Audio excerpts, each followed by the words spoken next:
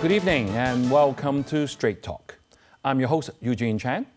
Our guest tonight is Mr. Kenneth Lam, who is the current president of the Hong Kong Golf Association. He has also been the captain of the Hong Kong Golf Club, and most recently, he was the leader of the golf team that was part of the Hong Kong delegation to the Tokyo Olympics. We have invited him here tonight to talk to us about where golf is as a sport in Hong Kong and whether it should be promoted further in our society. Welcome, Mr. President. Thank you, Eugene. Thanks for having me. So you have recently returned from the Olympics in Tokyo. What a great occasion. We see all the cheers and happiness. Can you share with us, with the viewers, about Hong Kong's participation in golf at the Olympics and how did we go? Well, it is a tremendous honor for me to be there together with our player Tiffany and our caddy Aaron to represent Hong Kong for the Olympics.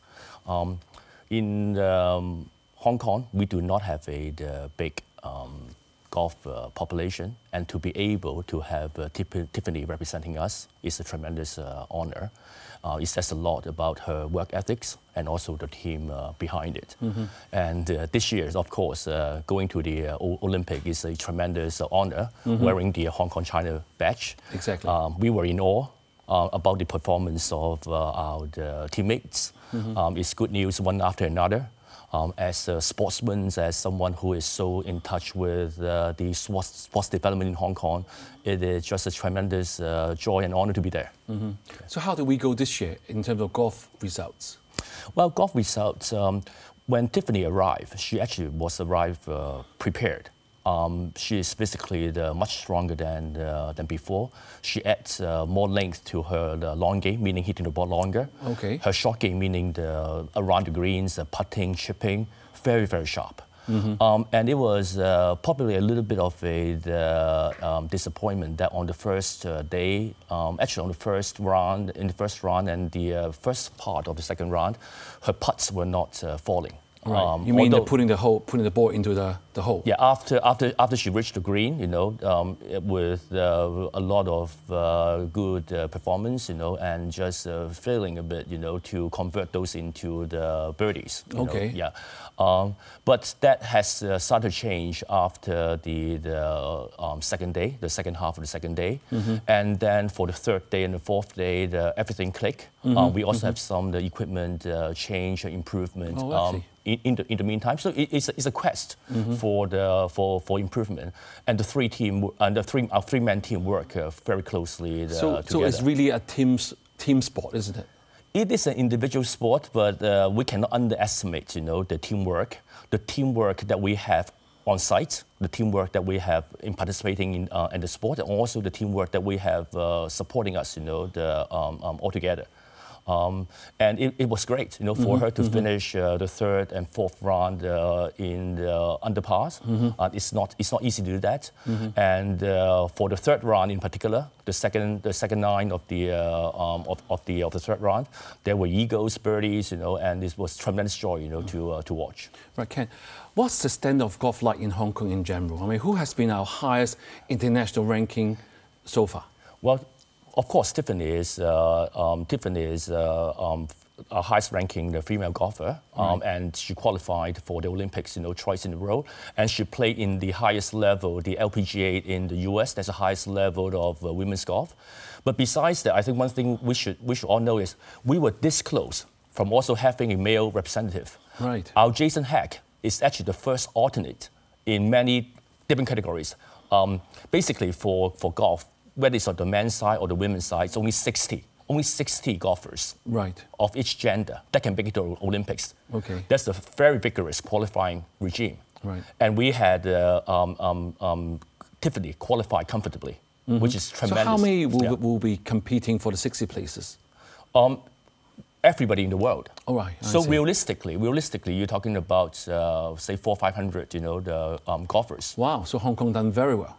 Well, I think we have done tremendously well. With Jason was this close, right. of being able to represent, Hong Kong. And Jason actually was a part of the team that helped us won the silver medal in the national games. Oh, okay. And we always do well, in those competitions as well. Yeah, Captain, I want to ask you, all sports will go through different phases of popularity. Yeah.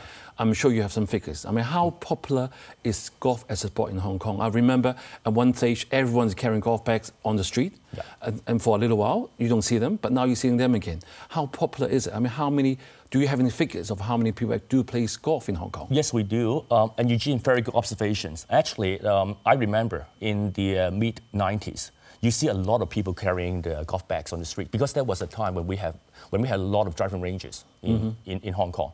But because, of shortage of land, some of these driving ranges, has alternate use, so they cease to be ranges.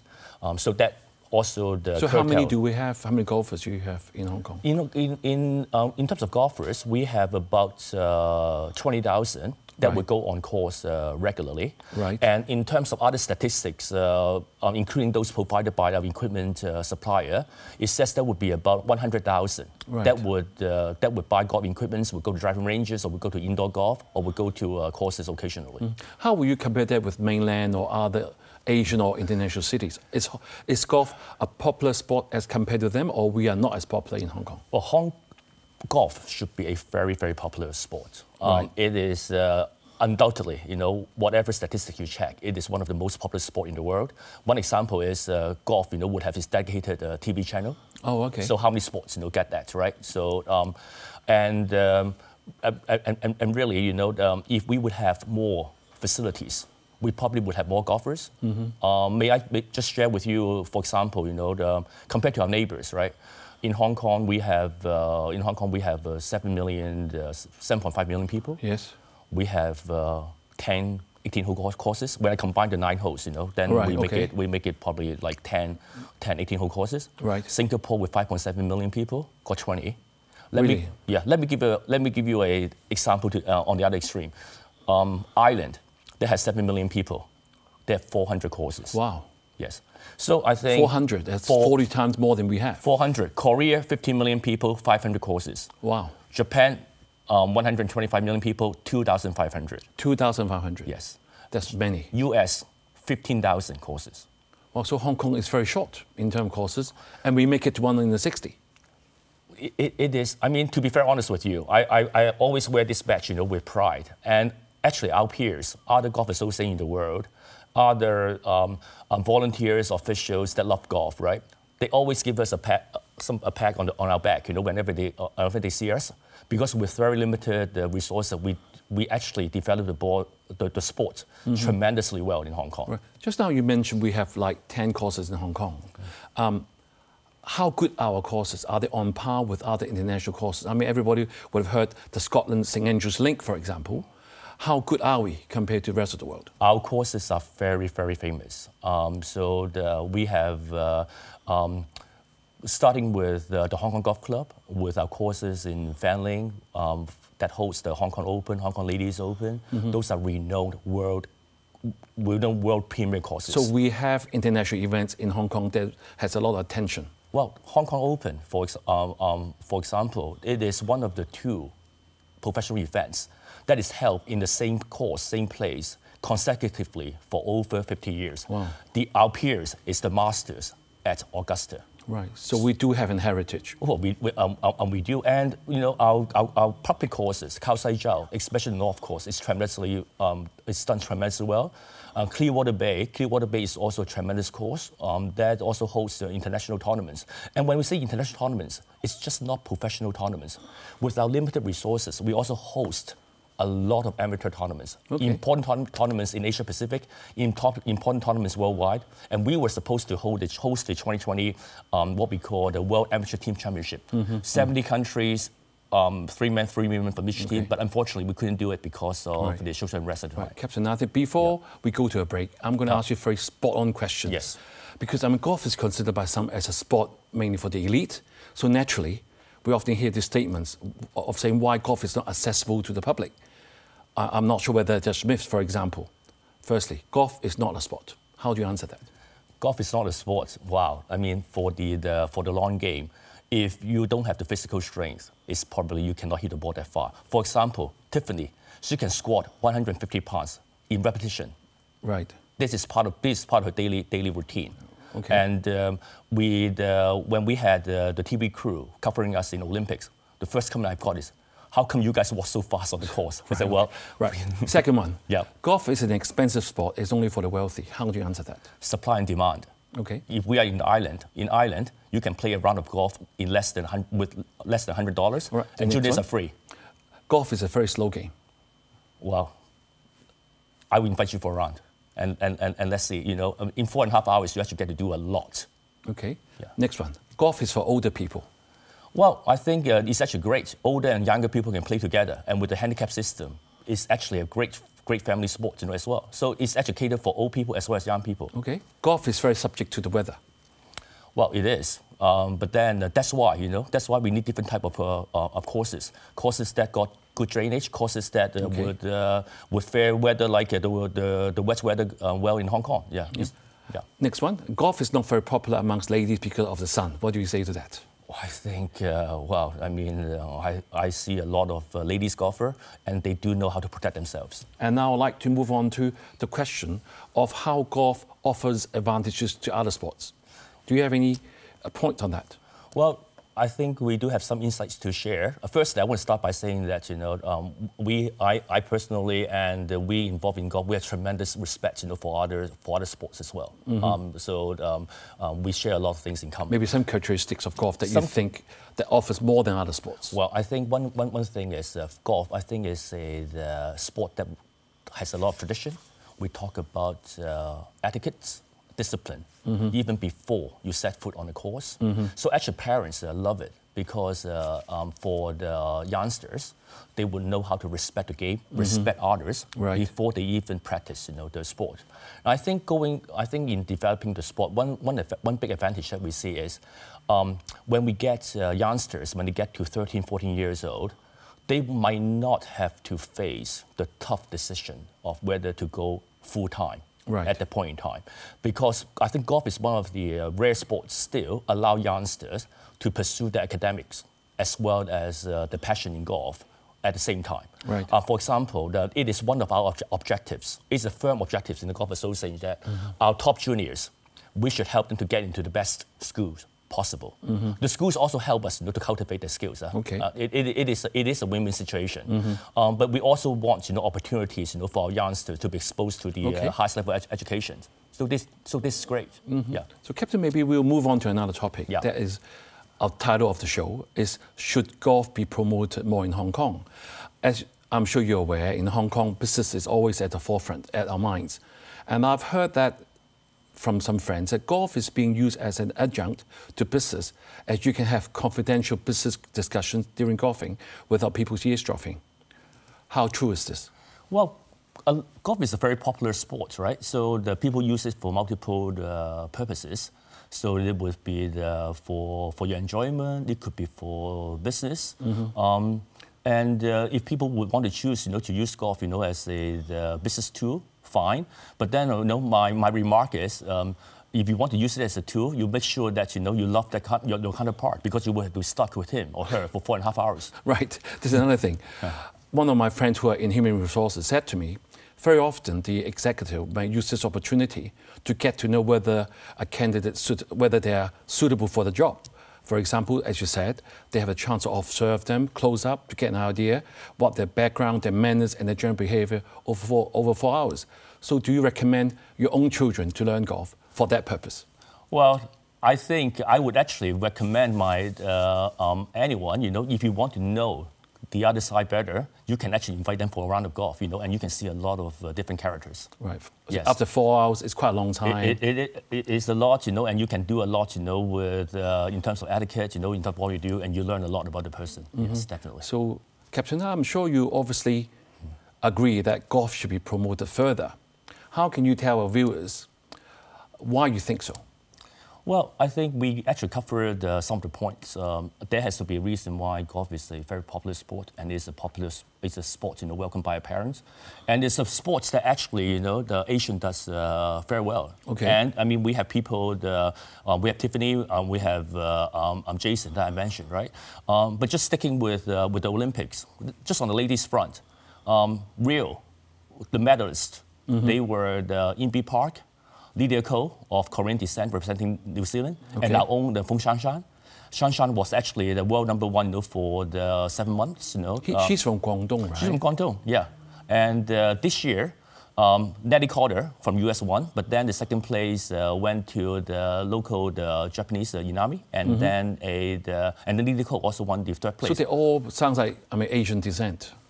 Shanshan finished 8th, and then another Guangzhou native, Lin Xiyu, she is the second girl representing China, all Guangdong natives. And so, you know, together with Tiffany, we all speak Cantonese. Oh, really? I think it's a sport that we can win medal. And by the way, on the men's side, CT Pan of Taiwan, he won a 7-man playoff. He prevailed over the likes of Rory McIlroy, Colin Morikawa, Hideki Matsuyama to win the 3rd place in Tokyo. It's a sport that we can excel. Right. I'm sure some of the viewers will say, your sport they'll argue that it only involves a very small population of a society. Do you agree? It is supply and demand. I'm pretty sure that if you would offer me double the resources that we have in terms of courses, and even more importantly, you know, the number of driving ranges that we have, the population of golfers in Hong Kong would grow exponentially. I think we previously just mentioned that we have about 100,000, you know, playing golf. I'm pretty sure that we can grow, you know, to 300,000, 500,000, if, you know, we were given more resources. I'm sure one of the arguments that the golf lovers will say that promoting golf will contribute to Hong Kong's economy and our status as a global city. I mean, how relevant is that? It is definitely relevant. I mean, Hong Kong, Asia World City, and for example, for the Hong Kong Open, each and every year, the tournament will be broadcasted to the 400 million household, and it's actually put Hong Kong in the very popular, perspective, you know, from the very different point of view, and introducing Hong Kong not only as a financial hub, but also a city, you know, with multiple choices, you know, for people to come. And we work, you know, very closely with the Tourism Board, the Tourism Commission, you know, to promote, you know, the sport. Yeah, I mean, I'm going to ask you, what do you see as a long-term golfer, being an association, being a captain? What was the major hurdle in the development of golf? You mentioned a few times of the resources, but Hong Kong, we also have this issue of land issues. Yes. How do we balance it from your point of view? Well, first of all, I think myself, you know, involved in sports, you know, I think we do have a bit of ambition in terms of striking a harmonious society, and we totally appreciate that for the place like Hong Kong, small, with a lot of people, land use is an issue that, you know, has to be debated. However, it is very, very painful, to be honest, very painful for me to see that any sport, or golf in particular, is pitched against land use for housing as like a zero-sum game. It shouldn't be. I'm not expert, you know, in the alternatives, in the various options. You know, I mean, other experts offer that, but as a golfer, I go by statistics. Hong Kong is only 25% developed. Why can't we have golf, or why can't we have other sports? Whether you call it minority sports or whatever, those sports help to bind the society together, help to inject positive energy to all of us. Look at the Olympics. Look at the Olympics. Yes, exactly. Look at the Olympics. I mean, we were in awe during the Olympics, and we are so happy. I'm so happy. I can feel that now. I can feel that. Yes. That sports, you know, bind society together. Why should we be pitched against something unnecessarily? It shouldn't be a zero-sum game. I'm going to read some data for the benefit of our viewers. Yeah. That 32 hectares of the 172-hectare Fanling Golf Course, almost 1/5, is to be reclaimed by the authorities, who plan to build at least 4,600 flats, of which more than half will be for public housing. As you just said, I'm sure you and many golfers and many of the sports sector are not very happy about that. So what are the arguments are you going to persuade a government to rethink about this possibility, this move? Well, there are lots of arguments, but I will tell you what the effects, you know, of that, right? Right now, if that 8 holes of old course, you know, is gone, it will set us back tremendously in our golf development. Currently, at Fanling, there are the 3 courses, and 130 rounds played per annum. 45% of those rounds are played by non-members. A lot of those are for our golf association programs. A lot of those are for our juniors to play on. If we don't have that facility, it is going to set us back. And Eugene, quite frankly, I think we need more courses rather than less. So if it goes ahead, what options do you have? Well, I really do not want to anything that thought, but if that is the case, we will work harder, to see whether we can get more land elsewhere. In the midst of Hong Kong's shortage of land? That's even more difficult, isn't it? But it shouldn't be a zero-sum game. Yeah. But golf courses, it takes a long time to mature. The old course is the second oldest course, in Asia, and is the host, the venue of our Ladies Open. And Tiffany won that, and that's also part of the reason why she could appear in the Olympics. Okay. So maybe in the last part of the show, I always like to talk about the future. Yeah. With the recent success of Olympics, I mean, you can see sports that like swimming, fencing, table tennis, cycling is attracting a lot of funding. So how do you plan, from the Golf Association point of view, to ride on this success while sports is in the limelight of the Hong Kong community right now? Well, we actually do not go too far away from our plans, right? I think you must have seen it, golf development is like a pyramid. At the base, we popularized the sport. We introduced the sport, through the golf for school programs, through introductory days. But then going up to the elitist part would be the likes of Tiffany, Jason, playing in the very, very top level. But that's the big middle part. Okay. That the Golf Association has to pay a lot of attention, both with software, and hopefully we have sufficient hardware to grow. So basically, we need the sport. We need the sport to be more popular with school. And right now, we are already part of Hong Kong the schools sport. Okay, Captain, I'm going to ask you a very quick question. Answer me quickly. For parents, they have to pay for their education, a lot of extracurricular activities. Is it very difficult for kids to pick up the sports? Because you could buy a set of clubs, and as they grow older, you could buy another set. Would there be any subsidy to help the parents? I would say right now, with a very united golfing community in Hong Kong, having golf equipment for introductory purposes would not be a deterrent, for anyone in Hong Kong to pick up golf. Right. Last thing I want to ask you, very even shorter question. With Tiffany appearing in 2 Olympics, what are the chances of getting a medal in the 2024? Well, I think with the way we do it, our commitments, yes, we always have a chance. All right. Okay. Yes. Thank you, Ken, for your very interesting discussion. I think tonight your sharing has given all our viewers a very good understanding of how golf has and continue to contribute to Hong Kong's success as a global city.